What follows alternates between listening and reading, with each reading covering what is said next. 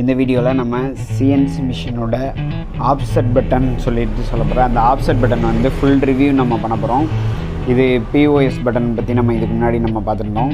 அதுக்கப்புறம் POS button, அதுக்கப்புறம் program button, இதை பற்றியெல்லாம் நம்ம இதுக்கு முன்னாடிலாம் நம்ம வீடியோஸில் பார்த்துருந்தோம்.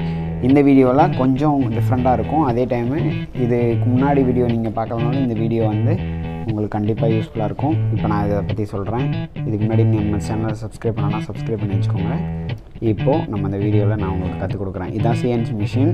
இதில் இந்த பேனல் போர்டு இருக்கும். இந்த பேனல் போர்டில் இந்த பிஓஎஸ், அதுக்கப்புறம் ப்ரோக்ராம் பட்டன் இந்த மாதிரி இருக்கும். இதில் லாஸ்ட் ஆஃப்செட் பட்டன் இருக்கும். அந்த ஆஃப்செட் பட்டனை ப்ரெஸ் பண்ணிட்டோன்னா இந்த மாதிரி ஆரோ கீஸை யூஸ் பண்ணிவிட்டு இப்போது நமக்கு தேவையான ஆஃப்செட் நம்பர் 23ஆம் நம்பர்னு வச்சுக்கோங்களேன். அந்த 23ஆம் நம்பரில் வச்சுக்கிட்டு இப்போது -0.01 கொடுத்து எக்ஸிக்யூட் கொடுக்குறேன் அப்படின்னா ப்ளஸ் இன்புட் கொடுத்தேன்னா அதில் வந்து ஆல்ரெடி ஒரு மைனஸ் ஆகும்.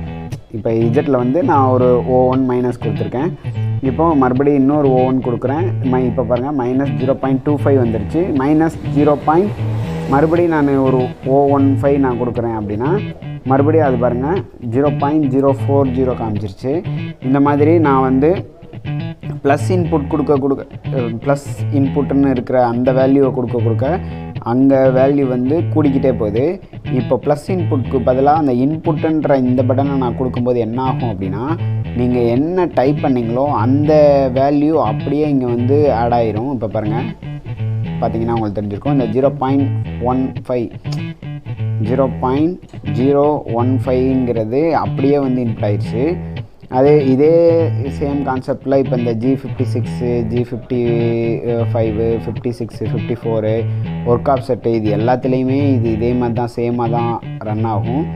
இப்போ சப்போஸ் நீங்கள் வந்து இந்த ஒர்க் ஆஃப்செட்டில் நீங்கள் அட்ஜஸ்ட் பண்ணணுன்னாலும் இதே மாதிரி தான் கொடுக்கலாம். ப்ளஸ் இன்புட் கொடுத்தீங்கன்னா அந்த வேல்யூ கூடும். இன்புட்டுன்ற ஆப்ஷனை நீங்கள் யூஸ் பண்ணிங்கன்னா இது பண்ணிக்கலாம். அதுக்கப்புறம் அந்த ஆஃப்செட் பட்டனில் என்னென்ன இருக்கும் அப்படின்னா, இந்த பேக் எடிட்னு ஒரு ஆப்ஷன் இருக்கும். இந்த பேக் எடிட்டு இந்த இதை பிடிச்சின்னா இந்த மாதிரி எடிட் ரெஃபரன்ஸ் அண்டு ரஃப் எக்ஸாஸ்ட்டுன்னு சொல்லி 2 இருக்கும். இப்போ நம்ம மிஷின் ரன்னிங்கில் இருக்கும்போது ஏற்கனவே உள்ள மிஷினில் இருக்கிற ஒரு ப்ரோக்ராமை நம்ம ஓப்பன் பண்ணி நம்ம எடிட் பண்ணிக்க முடியும். அந்த மாதிரியான ஆப்ஷன்ஸ்லாம் இருக்கும். இப்போ ரன்னிங்கில் இருக்கும்போது இந்த ஃபோல்டர்னு இருக்கிற இந்த பட்டனை நம்ம ப்ரெஸ் பண்ணி பார்த்தோம் அப்படின்னா இதில் வந்து சிஎன்சி மிஷினோட உள்ள நம்ம ஏற்கனவே நம்ம சேவ் பண்ணி வச்சுருக்கிற இந்த ப்ரோக்ராமெல்லாம் இதில் வந்து காட்டும். இதில் நமக்கு எந்த ப்ரோக்ராம் வேணுமோ அதை வந்து நம்ம கால் பண்ணி எடுத்துக்க முடியும். இப்போ நம்ம வந்து மிஷின் ரன்னிங்கில் இருக்குது. மிஷின் ரன்னிங்கில் இருக்கிறதுனால இப்போ நான் ஒரு ப்ரோக்ராமை நான் இப்போ மெயின் ப்ரோக்ராமில் கால் பண்ணேன் அப்படின்னா மிஷினில் வந்து அலாரம் வந்துடும். அது வந்து எடுத்துக்காது. மிஷின் வந்து ஸ்டாப் கண்டிஷனில் இருந்தால் மட்டும்தான் எடுத்துக்கும். இப்போ வந்து ரன்னிங் கண்டிஷனில் இருக்கிறதுனால இப்போ நான் ஒரு ப்ரோக்ராமை நான் வந்து கால் பண்ணுறேன் அப்படின்னா அது வந்து எடுத்துக்காது.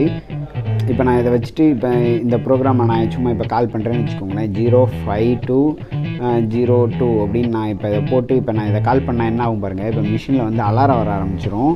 எதுக்கு இந்த பாருங்கள், இது எதுக்கு அலாரம் வருதுன்னா பாருங்கள், செலக்டிங் ஏ மெயின் ப்ரோக்ராம் ஃபெயில்டு அப்படின்னு வருதா. இது வந்து எதுக்கு வருது அப்படின்னா, மிஷின் ஆல்ரெடி ரன்னிங்கில் ஓடிக்கிட்டு இருக்கு.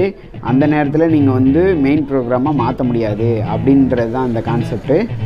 இப்போ நம்ம வந்து மிஷின் ஸ்டாப்பில் இருக்கணும். ஸ்டாப்பில் இருக்கும்போது மட்டும்தான் நம்மளால் ஒரு மெயின் ப்ரோக்ராமை மாற்ற முடியும். ஏன்னா மிஷின் ஸ்டாப்பில் இருக்கும்போது மாறிடும். பேக் எடிட்டில் போய் நீங்கள் வந்து எடிட்டிங் பண்ணலாம், செக் பண்ணலாம், எது வேணால் பண்ணலாம். எடிட்டிங் பண்ணி முடிச்சுட்டு நீங்கள் வந்து மறுபடி நீங்கள் சைக்கிள் ஸ்டார்ட் பண்ணும்போது மெயின் ப்ரோக்ராம் என்ன இருக்குது அப்படின்றத நீங்கள் பார்த்துக்கணும்.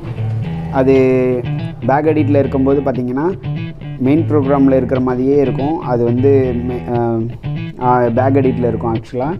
அதனால் பேக் எடிட் எல்லாத்தையுமே ஆஃப் பண்ணியிருக்கா அப்படின்றத கன்ஃபார்ம் பண்ணிவிட்டு நீங்கள் மிஷினை ஸ்டார்ட் பண்ணுங்கள்.